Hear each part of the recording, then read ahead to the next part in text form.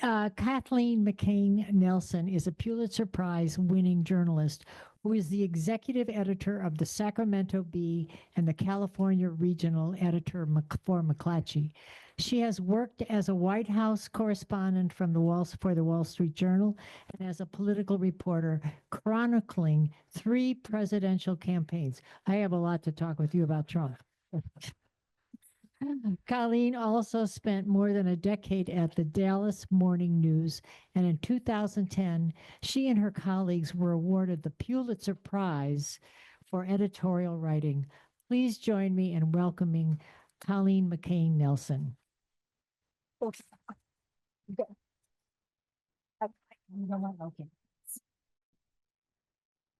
Thank you. Good afternoon. I'm Colleen McCain Nelson, and it's great to see all of you. I'm impressed by how many people came out today. Michelle and I started talking about doing this session more than a year ago, and so when we started talking about it, the election wasn't necessarily top of mind, and so I wasn't really thinking this was going to happen 3 days after the election. And if I had thought about that, I would have thought that's a ridiculous thing to do. You will be way too sleep deprived and stressed out to do this. But here we are. So I apologize if I seem sleep deprived and stressed out, and I apologize if I leave in a hurry after our time together is up, because in about an hour we'll be getting new vote totals, and we'll be learning more about who the next mayor of Sacramento is.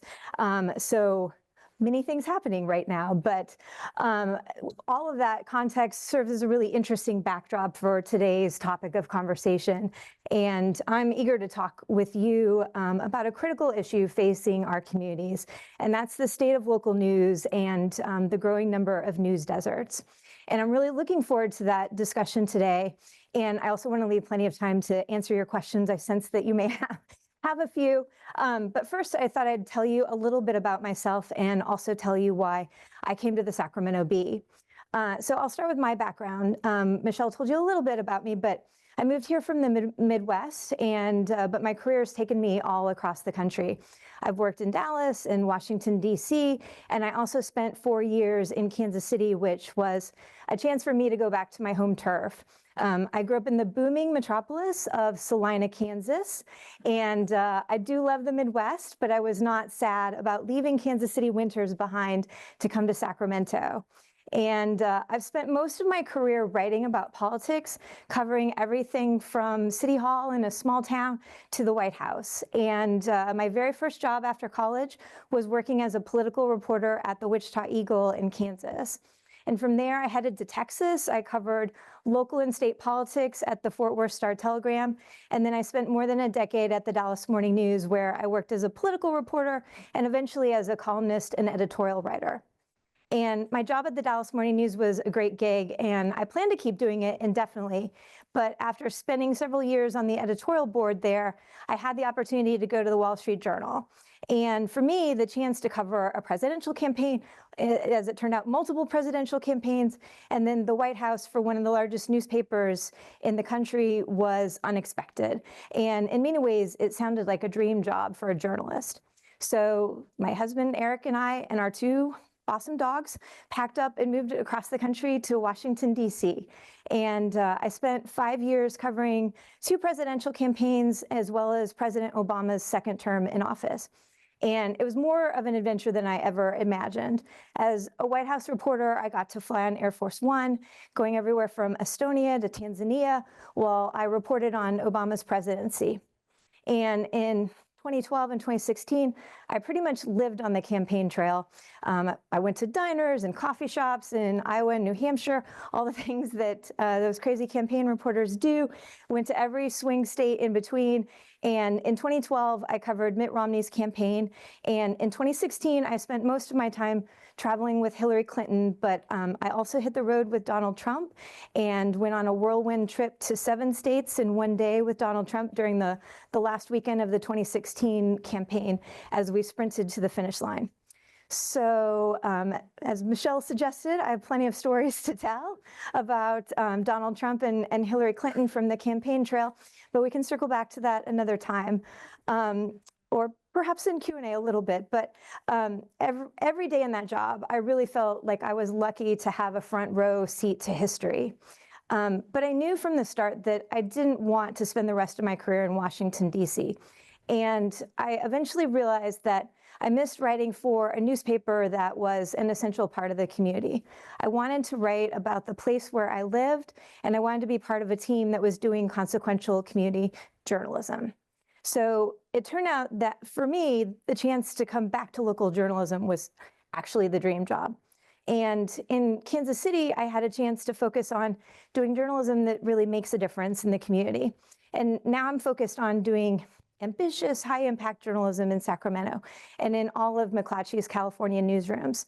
So I'm the executive editor of the Sacramento Bee, and I'm also the regional editor overseeing all of McClatchy's California newsrooms. And that includes the Fresno Bee, the Modesto Bee, the San Luis Obispo Tribune, and the Merced Sun-Star. And in each of these communities, our newsrooms are a vital source of local news and information. And sometimes we're the only source of news on what's happening in your neighborhood or your school district or your city council race. And when I made the decision to return to local news, I saw the extreme headwinds in the industry, and I really wanted to be part of the solution. I wanted to help develop a new sustainable model for local news.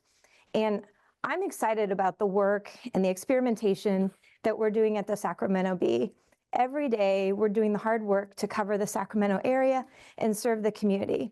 We're still hiring journalists at the Bee. We have a strong team of reporters and editors and visual journalists who are passionate about this work. But unfortunately, the number of newspapers and the number of journalists in this country are dwindling rapidly. So today, I want to talk about a critical issue facing our democracy, and that's the alarming rise of news deserts across the country. And as the executive editor of the Bee, I've had both the privilege and the challenge of navigating these turbulent waters in local journalism. And today I'm going to talk about not just the challenges we're facing, but also the rays of hope that are emerging on the path forward.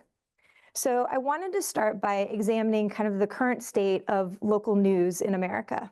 And the statistics are pretty sobering, and they paint a picture of a crisis that has been unfolding for nearly 2 decades.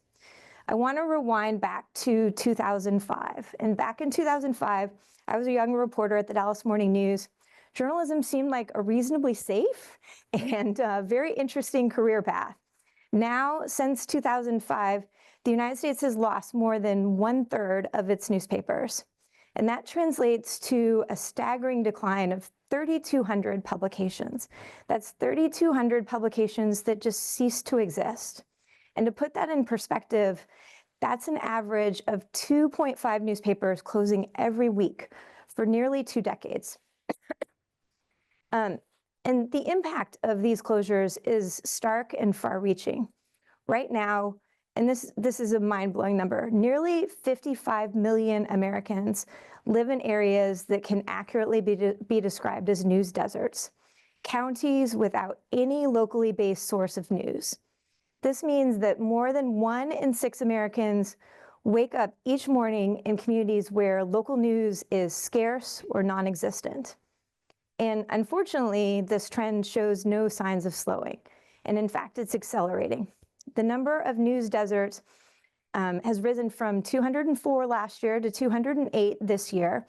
And that might seem like a small increase, but each of these counties represents thousands of people left without access to vital local information. And even worse, the number of counties with only one news source has increased to 1,563. That means that over half of the nation's 3,143 counties now have little to no local news coverage. And when a community has only one local news source, it becomes vulnerable to a single perspective, and it lacks the diversity of voices necessary for a robust public discourse. So let's talk for a minute about what that means. Daily newspapers used to be the backbone of local news ecosystems, and they've been hit particularly hard. Since 2005, more than 400 daily newspapers have closed or merged. And these were not just sources of news. They were institutions that held local governments accountable. They celebrated community achievements, and they also provided a shared narrative for their towns and cities. Weekly newspapers, which often serve smaller communities, have not gotten off any easier. More than 2,800 weekly newspapers have closed since 2005. And these publications were often the only source of local news for many rural and suburban communities. We've also seen in this time the rise of ghost newspapers. And many of these newspapers that have managed to survive are just shadows of their former selves. These ghost newspapers have drastically reduced staffs, they've had to cut back on publication frequency, and oftentimes they've significantly decreased their coverage area.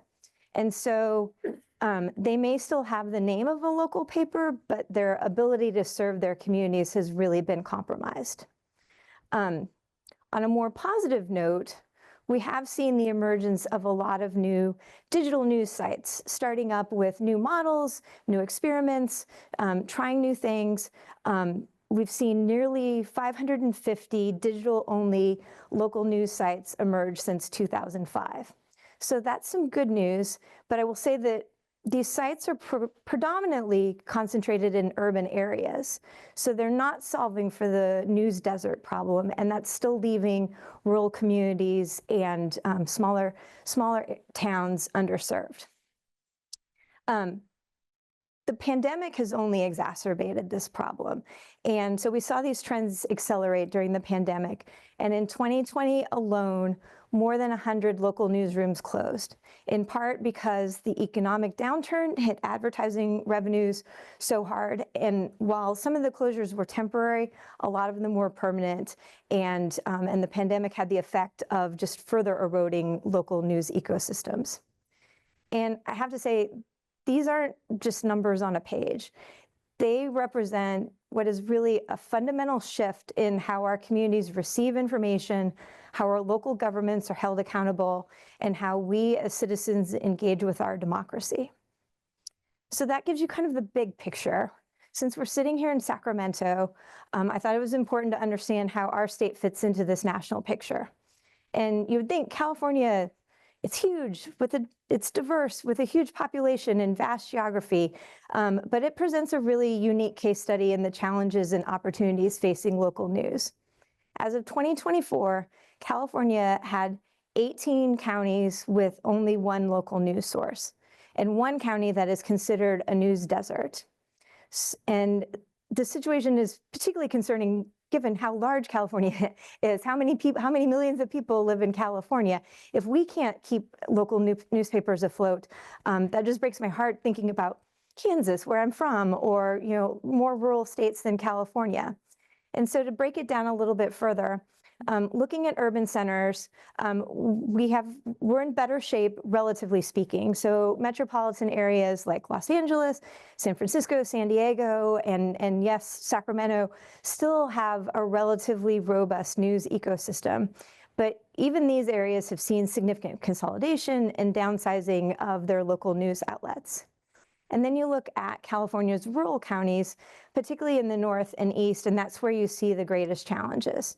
These areas, of course, often have smaller populations, they have less diverse economies, and they've seen the sharpest decline in local news coverage.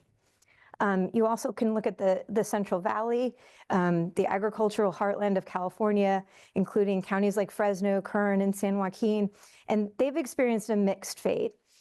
Some of those counties maintain local news sources. We have 3 McClatchy newsrooms in the Central Valley in Fresno, Modesto, and Merced, but other counties have seen significant reductions in coverage. The ethnic media is also a really important part of our California media landscape. And historically, California's diverse population has been served by a really robust ethnic media landscape. But these publications are also facing really significant challenges, and many of them have closed or are reducing operations. On the good side of the ledger, California has been at the forefront of a lot of digital news innovation. And so we've seen sites like Voice of San Diego, Fresno Land, Cal Matters emerge as important players in the state's news ecosystem. So that's all to the good.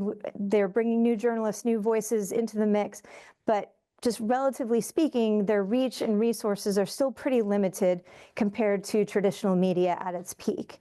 And so it's great to see experimentation and different types of newsrooms added to the California media landscape, but most of these digital startup newsrooms are focused on a particular news niche. Some of them cover only education or cover only government, or they only do investigative reporting. And so that's all great journalism, but most of them have only a handful of journalists, and by both necessity and design, as they start and try to get their feet under them, they're not trying to cover the whole waterfront of general local news. And so while we should definitely celebrate bringing more newsrooms into the mix, they're not filling all the gaps left behind by the closure of a newspaper. Universities have also stepped into the gap here, and we've seen California's university system filling some of the gaps in media. And one example is UC Berkeley's Richmond Confidential provides coverage of the city of Richmond, which is an area that has seen a significant decline in local news coverage. And so the situation in California mirrors what we're seeing nationally in many ways, but it also presents some unique challenges and opportunities. And our state's diversity, both in terms of population and geography, mean that we can't really have a one-size-fits-all solution to the local news crisis. Instead, we have to consider tailored approaches that take into account the specific needs and resources of each community.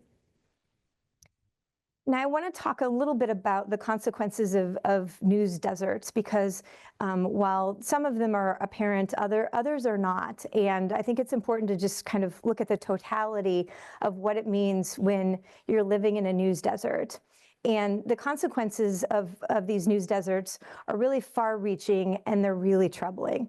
When local news disappears, communities suffer on multiple levels, and often in ways that are not immediately apparent, but in ways that have long-lasting impacts on our society. So we've seen time and again that without watchdog journalism, local officials are less likely to be held accountable. We've seen communities that have lost their newspapers, and it's led to increased corruption and misuse of public funds. And this isn't just speculation. There's been a lot of research to back that up. And a study at the University of Illinois, Chicago, and the University of Notre Dame found that municipal borrowing costs increased by 5 to 11 basis points in the long run after a newspaper closure. So that amounts to millions of dollars in additional costs passed on to taxpayers. You wouldn't expect the loss of a newspaper to cost you money as a taxpayer, but that's the domino effect of having an area become a news desert. And I'll mention a specific example that I think a lot of people have probably heard of, because it's kind of the poster child for this. But in Bell, California, which is a city of about 35,000 people, the absence of local media allowed city officials to engage in corruption that cost taxpayers tens of millions of dollars. And eventually, the Los Angeles Times sent some reporters to Bell, California, and broke the story. But that was only after years of unchecked malfeasance. And a lot of people have talked about Bell, California. That's the example a lot of folks point to, but it's not the only example out there. Unfortunately, as we see more and more news deserts pop up, there are more and more Bell, Californias all across the country where there's more corruption, where taxpayers are paying the price for the lack of watchdog journalism. Another consequence that we see is lower voter turnout. Studies have shown that areas with diminished local news coverage experience lower voter turnout in local elections. And a study published in the Journal of Communication found that after a newspaper closed, fewer people voted in municipal elections, fewer candidates run for local office, and elected officials become less responsive to their constituents.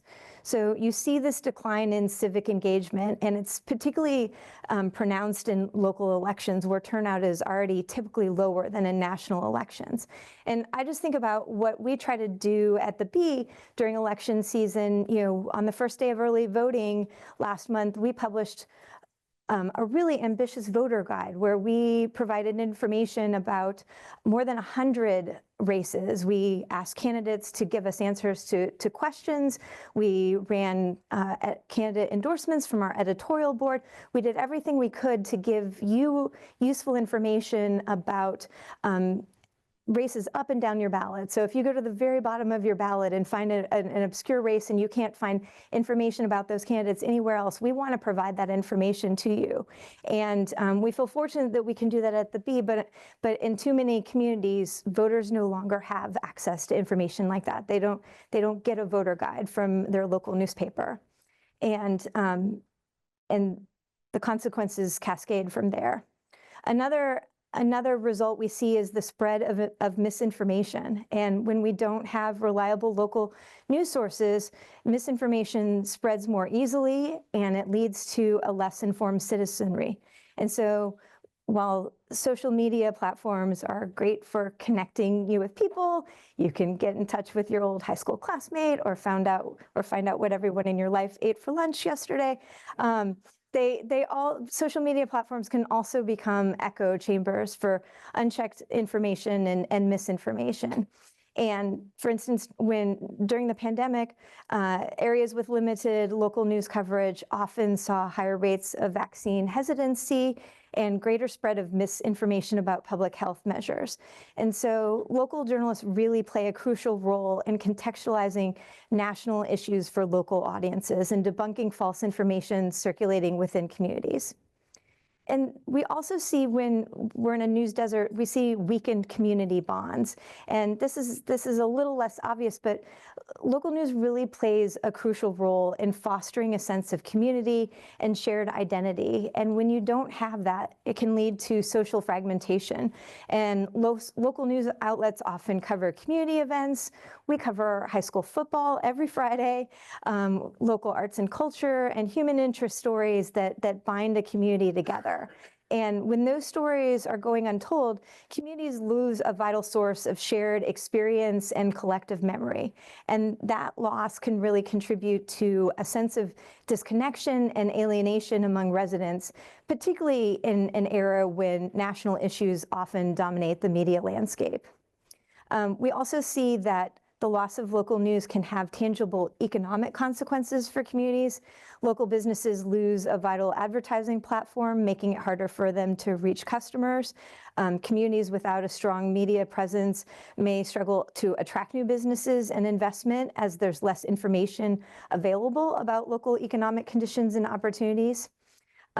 We see reduced accountability for local institutions.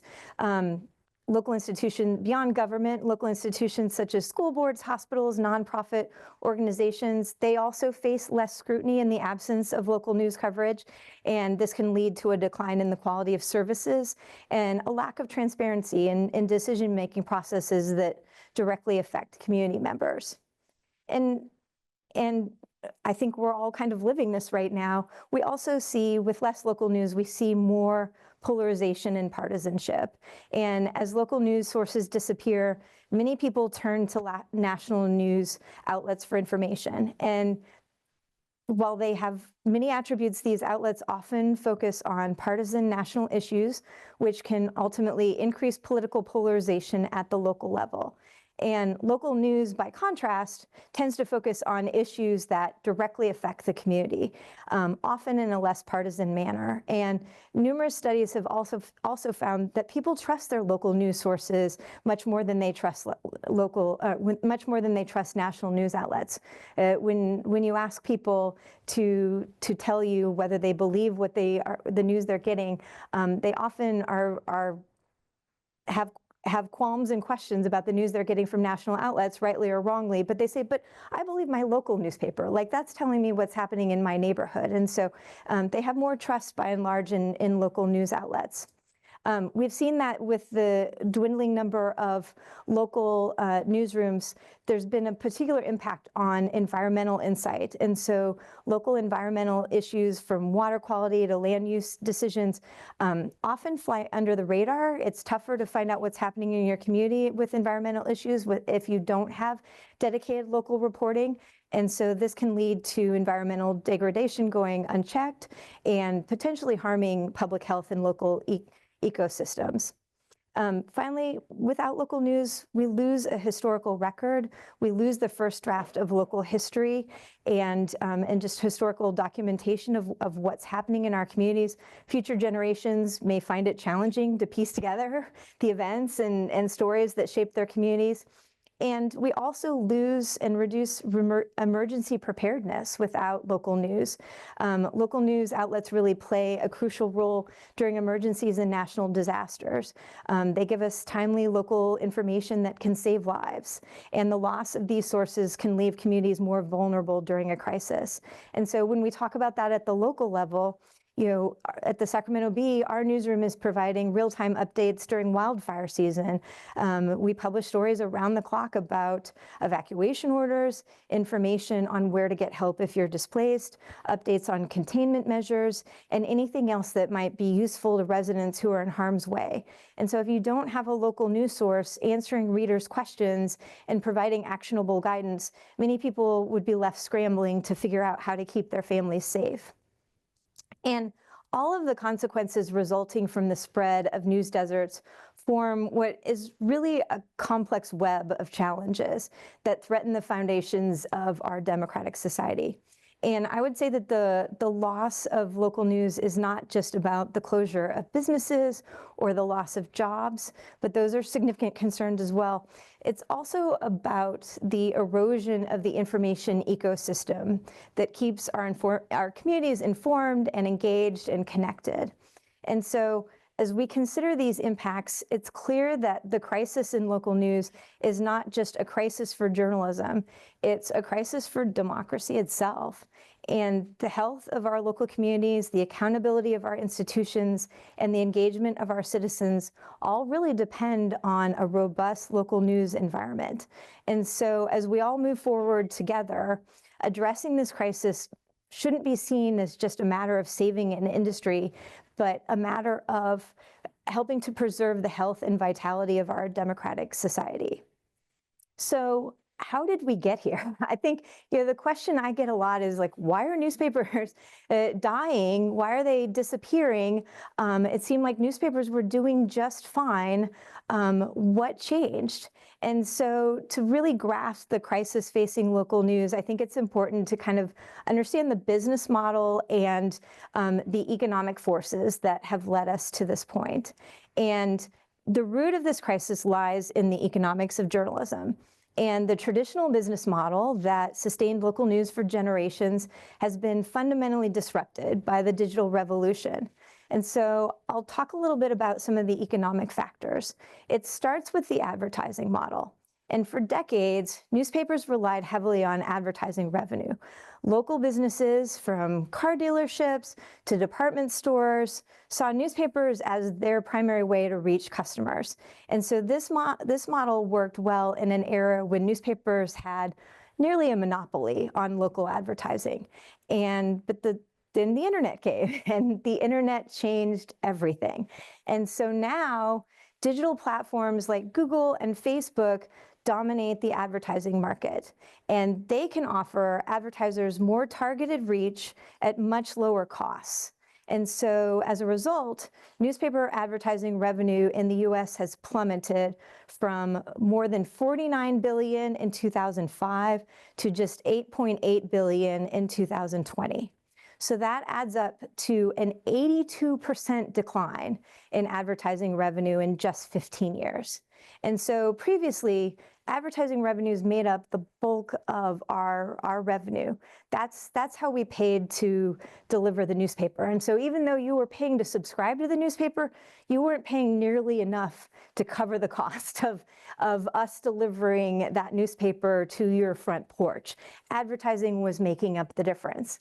Now that advertising revenue is almost gone. So that changes everything. So now we're in the digital transition.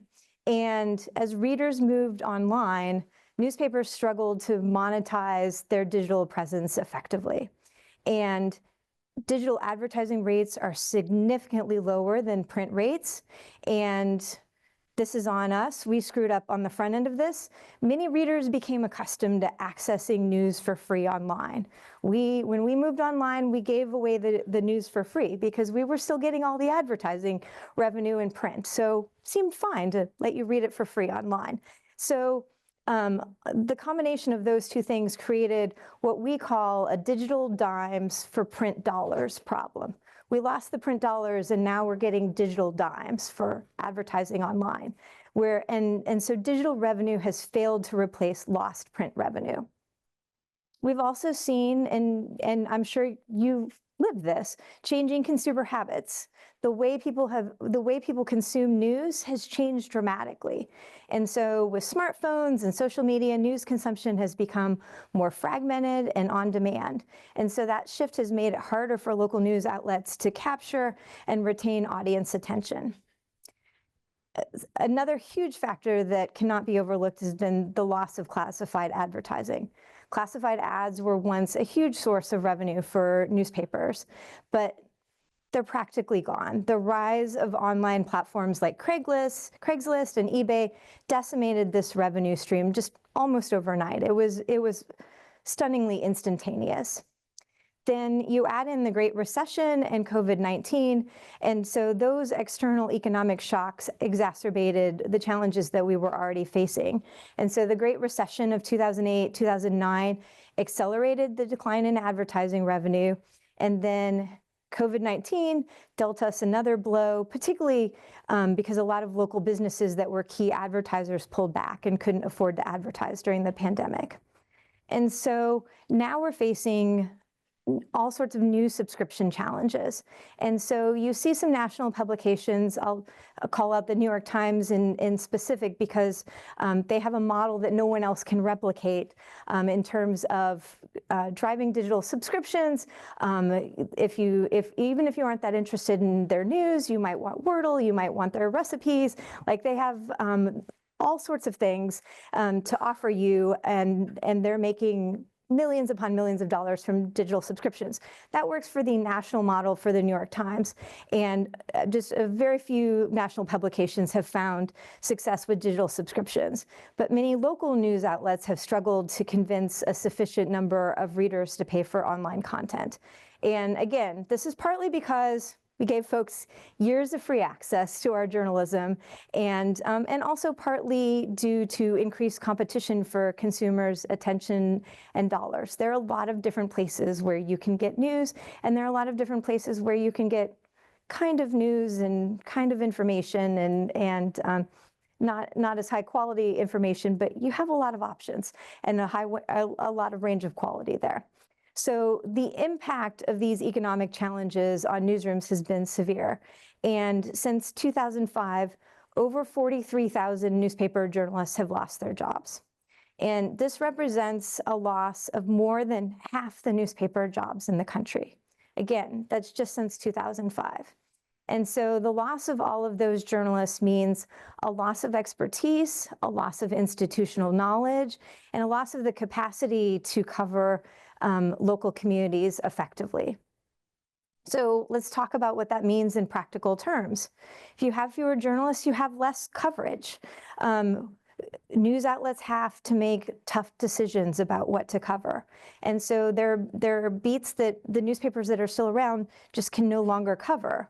There are communities in our coverage area where we can't attend every government meeting, or we want to be responsive to our audience, so we prioritize covering the types of stories we know our readers engage with, but unfortunately we can't be everywhere all the time.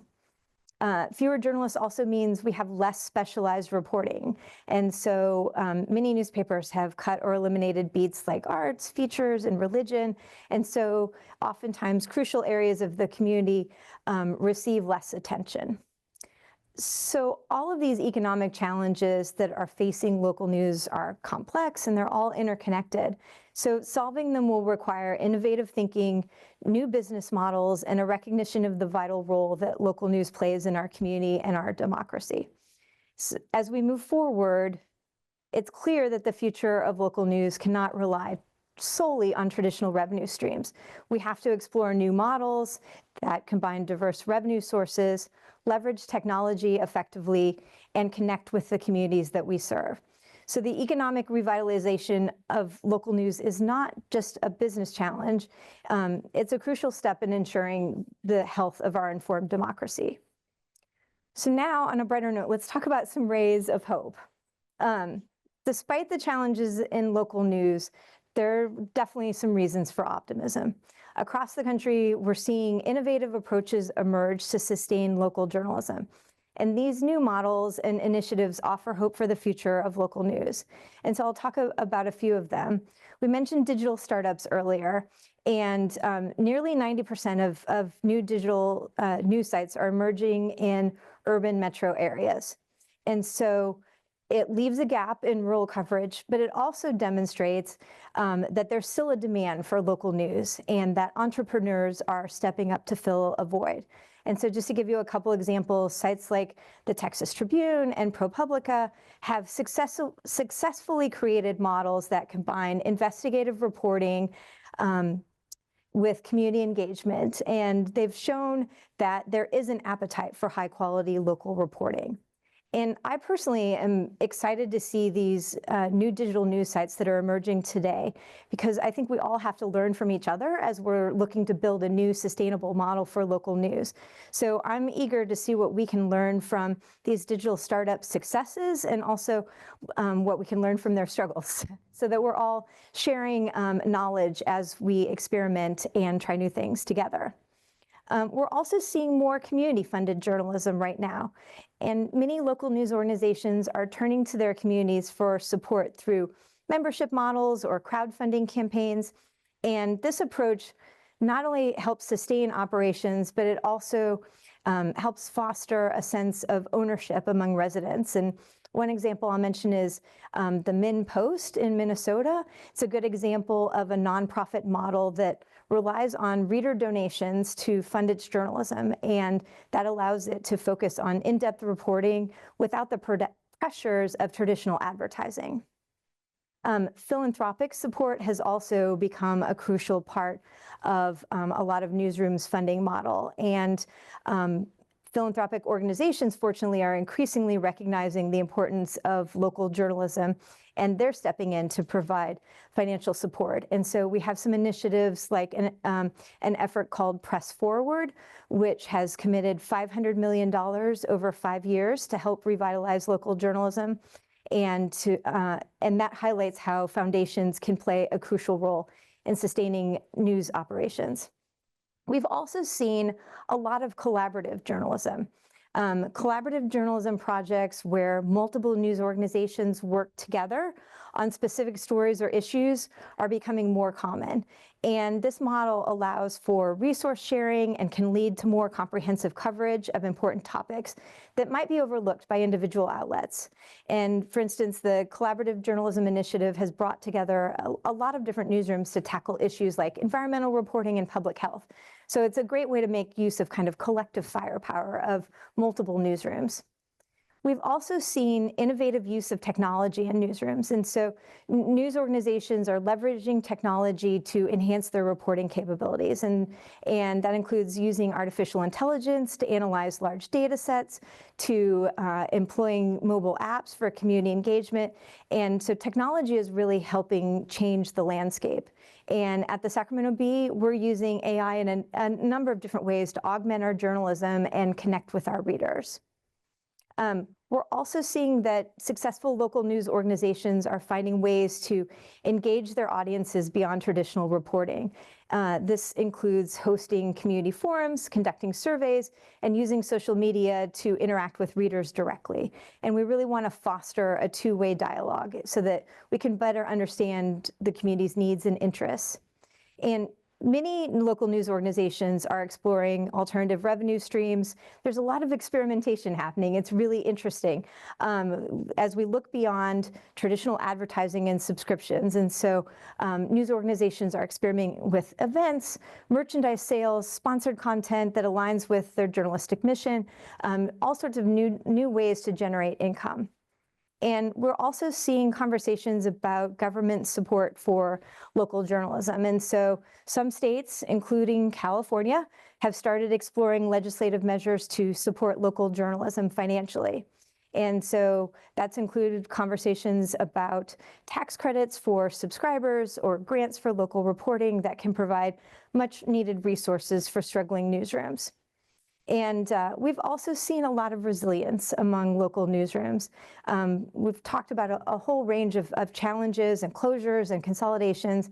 But I mean, the good news is the journalists I work with, the journalists I know, are still committed to their communities.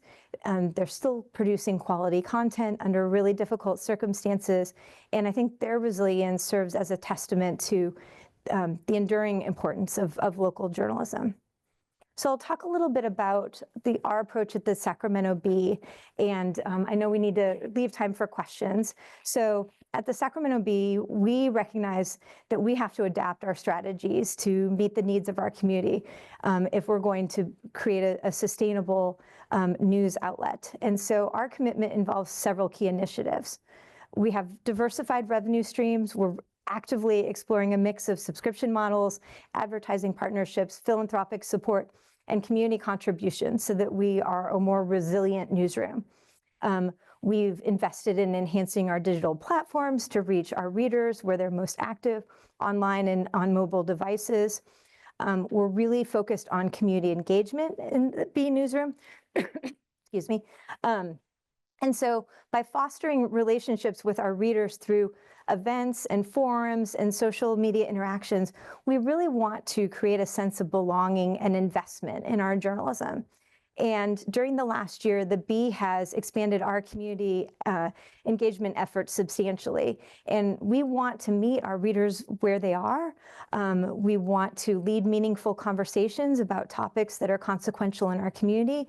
And we want to build deeper relationships with our readers. And just to give you an idea of what that looks like, I'll mention just a few of the community engagement efforts that we've undertaken just in the last month. In October, we held 2 election-related events as part of our efforts to help ensure that voters had the information they needed about key local races. And so a few weeks ago, the Sacramento Bee partnered with KVIE to host a mayoral debate, and you could watch it live on the Bee's website, and then KVIE broadcast the debate later that evening. In October, the Bee also hosted a virtual event to provide voters with detailed information about state ballot propositions. So we had a panel of experts, and we answered audience questions in real time about the implications of a yes vote or no vote. And then I love this. Next week, we have a community event that I'm really excited about. We will be announcing our new list of Sacramento's top 50 restaurants, and we'll be holding an event at the Bee, and attendees will get to hear from our restaurant reporter, Benji Agel, about how he selects restaurants for the list. People who come will get to see the list first, and we'll also have food from one of our top 50 restaurants. So we want to help make sure that we inform voters and talk about policy issues, but we also want to have fun with our readers as well. And so that's just a sampling of our efforts to be present and engaged in the community. We also are looking at how philanthropic support can augment our newsroom. We are seeking funding from philanthropic sources that are dedicated to supporting local journalism initiatives that align with our mission of serving the community.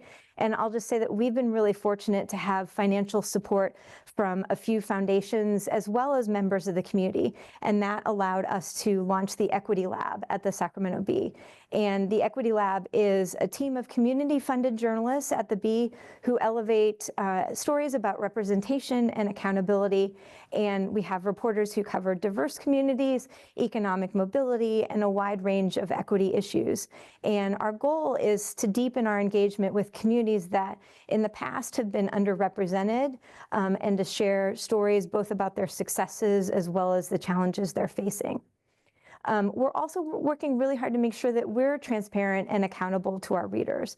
And as a part of rebuilding trust with our audience, we aim for transparency in our operations and our decision making. We want to show our work. We want to explain to you how we do what we do. And we also want to make sure that we're holding ourselves accountable for delivering accurate and fair reporting. And we're also trying to make sure that we're adapting to readers' needs. We continually assess our audience's preferences through surveys and feedback to ensure we're meeting their needs. For example, our readers have told us that they really value accountability reporting. So we have made fact-checking local leaders and holding those in power to account a priority. And earlier this year, the Bee launched an ongoing series that we call Reality Check, which is focused on local accountability journalism. And we've asked readers to tell us what they want us to reality check for them. So readers submit questions and suggestions, and we check them out and we provide the answers. We're also focusing on highlighting diverse voices from within our community, and we also have made crisis reporting preparedness a priority. As we've seen during natural disasters or public health emergencies, having robust crisis reporting strategies is really crucial for keeping communities informed. And finally, I'll just mention what I think is a really interesting initiative that we've launched at the Bee, which connects with the news desert crisis. So I said earlier that one California county is a news desert, and it's Sutter County, just up the road from us. There's no newspaper in Sutter County. And so while the Bee is not going to launch a whole new newspaper in Sutter County, we wondered how we might provide the communities in Sutter County with more local news. So we applied to be part of the California Local News Fellowship Program, which is a relatively new state-funded initiative aimed at strengthening local journalism across California. And so we submitted a proposal to hire a reporter who would focus exclusively on the coverage of Sutter County. He would be part of our team at the Bee, and we could create a newsletter focused on Sutter County and provide a lot more local news than folks in those communities were getting previously. And so I'm excited to say that our proposal was accepted, and we recently hired a new reporter, Jake Goodrick, who is awesome, and he joined our staff to cover Sutter County. And so Jake is fantastic. I'm eager to work with Jake to experiment and see what we can learn about how we might create a successful model for bringing some additive local journalism to a news desert. And so through these initiatives at the Bee, we're trying to not only survive, but thrive as a vital source of information for our readers. And I think that's a role that's more important now than ever as we confront all of the challenges that we see from diminishing local news coverage across America. And so I want to open it up for questions, but before we launch into questions, I want to say that if you want to help ensure that the Sacramento Bee continues to thrive, the best things that you can do are to subscribe, and I can cut you a deal on a subscription, and to read our work and engage with our journalism. And so if you want to subscribe, you can do that at sacbee.com/subscribe. And if you want to provide some additional support to help fund more journalists, you can do that at sacbee.com/donate. And when you do that, everything you contribute goes directly to funding journalism jobs. And with that, I would love to hear from you. What questions and comments do you have? Subscribe. And I had a question. Really good at pulling content from. There we go. Okay, try that one. Okay. Anyway, it looks like you try to maximize pulling a lot of content from other McClatchy sources. And you kind of front load them so that you have to look for the local paper down in the contents, which I don't like quite as much because I like looking at the paper like the Wall Street Journal. Yeah. So I mean, is that a conscious plan, and does that give you some advantages because you do have this organization that you can pull more broadly content in and utilize it in each of your markets? So I'll say several different things to that. One, I mean, I think we do benefit from, the fact that we do have 30 newsrooms across the country. And so we want to make as much news available to folks as possible. We want to prioritize local news. And obviously the reporters in the Sacramento Bee newsroom are only covering local news. And so that's our priority. But because we do have access to all of these other news stories from our sister newsrooms, we want to make those available to our readers. And so question is, like, how can you best find what you're most interested in? And so, if you're reading online, I certainly recognize I really appreciate the hierarchy of the print newspaper, and like that makes sense to me, and you can see things in a certain order, and so you can always read the print replica online, and that you can see what is in the print newspaper and read it as a print newspaper. I also will say that subscribing to our newsletters will get you really concentrated doses of local news, and so we have a newsletter that comes out in the morning that's all the biggest local news stories, and a newsletter in the afternoon it's all the biggest local news stories, and then we have lots of other newsletters that take different slices of things. We have newsletters that are just politics and government. We have a newsletter that's just food and restaurant reporting, and so if you subscribe to the newsletters that are most interesting to you, that will help concentrate what stories you're most interested in. And I'll let you in on a little secret about our homepage. Our homepage, it responds to what you're most interested in. So so what you see on your homepage is not what I see on my homepage. And so if you go and read Sacramento Kings stories every time, those are going to be more prominent on your homepage. And so what it's serving up to you is based on what you've read before. And so the more you read local news, the more you'll get local news. And the more you read stories about the top 50 restaurants, the more you'll get more stories about the top 50 restaurants. So actually that might segue into my question about, you said the Bee is using AI. Now, in marketing, in content, in distribution, all the above, can you give examples? Like maybe you just gave one. That is one, yes. Okay. Yeah. If you could just explain a little bit about AI. Sure.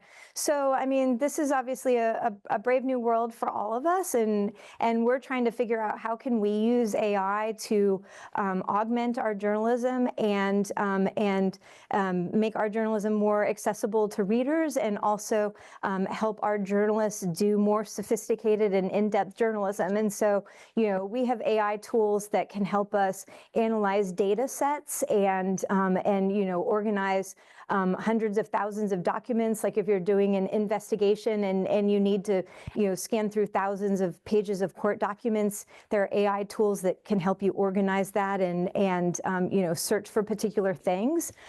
We also have and I'll just say, if we use AI on a story, or if we use AI on anything you're seeing, we put an explanation on what we publish so that you know exactly how we're using AI, and you know that the story wasn't written by AI, but here's how we used AI to gather information. And so every time we use AI, we put in an explanation and offer details about how we used it. And so there are a lot of different AI tools that are helping us. I'll give you another example, and this is kind of in the weeds on the back end of things.